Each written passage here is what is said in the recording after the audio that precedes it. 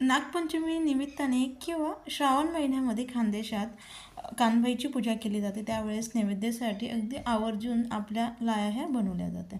तर आज आपण ज्वारीच्या लाह्या अगदी घरच्या घरी परफेक्ट मार्केट स्टाईल कसं बनवायचं ते बघणार आहे. तर सर्वप्रथम काय करायचं, एक वाटी आपण इथं ज्वारी घ्यायची. इथे मी ज्वारी किंवा आपण खानदेशामध्ये याला दादर म्हटली जाते, दादर इथे मी घेतली आहे. तर बरोबर एक वाटी दादर घेतली. आपली घरगुती जे आपण कणिक भाकर बनवण्यासाठी वापरतो ज्वारी, तीच इथे आपण वापरतो. अगदी कुठलीही विशेष वेगळ्या प्रकाराची आपल्याला ज्वारी वापरण्याची गरज नाही. तर त्यानंतर काय करायचं, आपली ज्वारी अगदी सहज पाण्यात बुडेल इतपत पाणी आपण एक पातेल्यामध्ये घ्या आणि त्याला छान एक उकळी येईपर्यंत आपल्याला आता हे पाणी गरम करून घ्यायचं आहे. कोमट पाणी अजिबात ठेवायचं नाही. छान अशा पद्धतीने एक उकळी येईपर्यंत पाणी गरम करून घ्यायचं. इथे मी झाकण ठेवून एक उकळी येऊ दिली पाण्याला. त्यानंतर काय करायचं, जी आपण ज्वारी घेतली ती यामध्ये टाकून द्यायची. ज्वारी मी आधी अजिबात तिला धुवून वगैरे घेतलेली नाही. जर ते काही घाण असते किंवा जे काही आपली हलकीशी म्हणजे कीड वगैरे लागलेली जी काही ज्वारी असते ती वरती तरंगते. तर एखाद्या चमच्याने किंवा जे काही आपलं एखादा जाळीचं आपल्याकडे छोटीशी चाळणी असेल त्यातनं व्यवस्थित आपण जी काही वरती आलेली घाण असते ती आपण काढून घ्यायची. तर अशा पद्धतीने मी त्याच्यातली संपूर्ण घाण काढून घेतली. चमच्याने आपल्याला व्यवस्थित मिक्स करत फक्त काय करायचं आहे, मंद आचेवरती आता ह्या गरम पाण्यामध्ये आपल्याला 2 मिनटंभर ही ज्वारी छान ह्या पद्धतीने उकळून घ्यायची. तर 2 मिनिटभर मी ही ज्वारी छान उकळून घेतली. लगेच गॅस हा बंद करायचं. साईडला अशा पद्धतीची एखादी चाळणी घ्या आणि त्यानंतर खाली एखादं भांडं ठेवा, जेणेकरून जे काही आपलं पाणी असेल ते खाली निथळून जाईल. तर लगेचच आपल्याला ही प्रोसेस करायची. अजिबात गरम पाण्यामध्ये जास्त वेळ आपल्याला ज्वारी ही ठेवायची नाही. फक्त 2 मिनिटभर आपल्याला पाण्यामध्ये ही ज्वारी उकळून घ्यायची आणि त्यानंतर जाळीमध्ये काढून अशा पद्धतीने हिला व्यवस्थित पसरून द्या चाळणीमध्ये. आणि त्यानंतर काय करायचं आहे, 2 मिनिटभर आता छान आपल्याला हिला गार करून घ्यायची. तर चाळणीमध्ये आपल्याला ठेवल्यामुळे काय असणार आहे, जे काही पाणी असेल ते पूर्णपणे याच्यातनं निथळून जाईल आणि त्यानंतर ती पटकन ती सुकेल.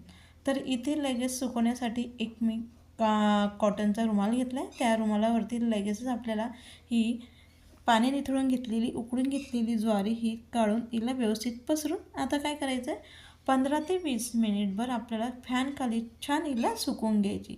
उन्हामध्ये हिला अजिबात सुकवायची नाही. रूम टेम्परेचरमध्ये सुकवून घ्या जर तुमच्याकडे जास्त वेळ असेल तर, किंवा जर आपल्याला अगदी पटकन बनवायचं असेल तर 10 ते 15 मिनिट फुल फॅनखाली हिला छान सुकवून घ्या.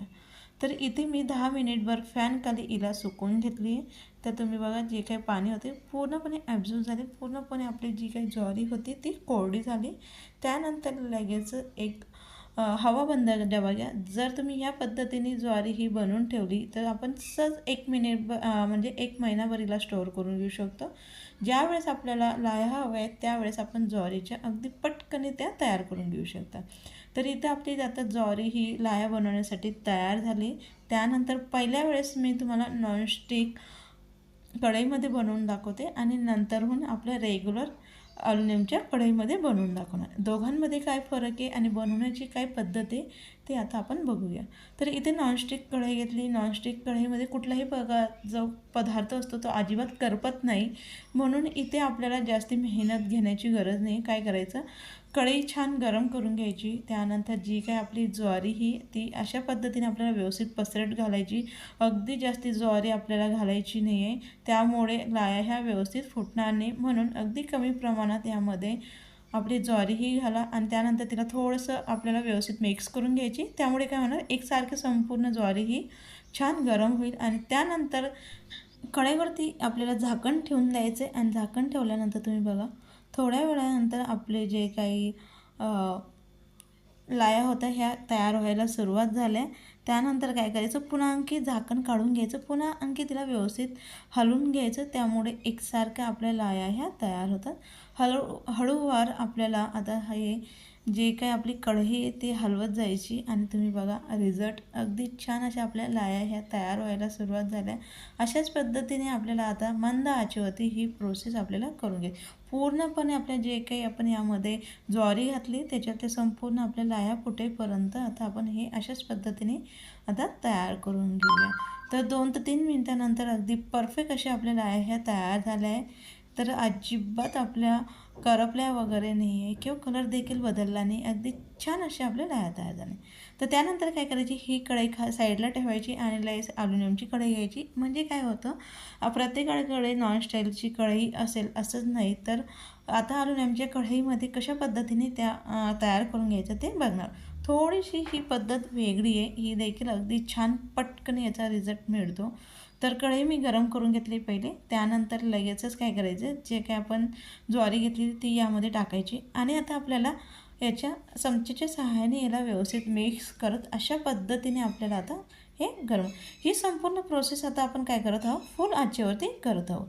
नॉनस्टिक कढईमध्ये आपण मंद आचेवरती करून घेतली ती. आता काय करायचं, फुल आचेवरती आपल्याला करून घ्यायचं आहे. तर लगेचच या आता उडवायला सुरुवात झाली. त्यानंतर एखादा रुमाल घ्या, कॉटनचा कपडा घ्या, त्याला ह्या पद्धतीने असं फिरवत आता आपल्याला ह्या लाया तयार करून घ्यायचं आहे. ह्यामुळे काय होतं, ज्या काही लाया तयार झालेल्या असतात त्या करपत नाही आणि आपल्या अंगावरती देखील उडत नाही आणि एकसारख्या अगदी त्या छान तयार होतात.